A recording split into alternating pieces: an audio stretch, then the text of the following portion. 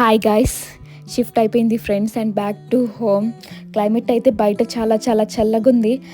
ఉండే ఓపిక అయితే నాకు అస్సలు లేదు. బట్ తప్పదు కదా, అమ్మాయి లైఫ్ ఇంతేలే అండి. ఏం చేసి వచ్చినా ఉండడం తప్పదు. పాప మా హస్బెండ్ నాకంటే లేట్గా వస్తారులేండి, ఇంకా నాకే కదా డ్యూటీ పడేది. సో ఇది ఫ్రెండ్స్, ఈరోజు అయితే కోడిగుడ్డు పులుసు చేద్దాం అనుకుంటున్నాను. బట్ లిటరల్లీ ఇదైతే నాకు అస్సలు నచ్చదు. బట్ ఈరోజు ఎందుకో ఈ చల్లని క్లైమేట్లో వేడివేడిగా తినాలనిపిస్తుంది. ఎందుకంటే మా అమ్మ literally she will be shock అండి. అసలు తను కనుక ఈ వీడియో చూస్తుందంటే తిను కోడిగుడ్డు పులుసు చేయడం ఏంటి అనుకునిద్ది. అండ్ ఇంకా మన రెసిపీలోకి వెళ్ళిపోదామా.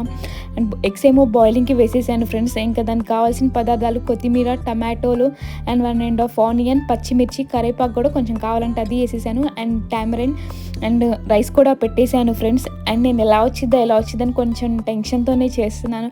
బట్ చాలా చాలా బాగా వచ్చింది. సేమ్ టు సేమ్ మా అమ్మ చేసినట్టుగానే ఉంది ఫ్రెండ్స్. అండ్ మా హస్బెండ్కి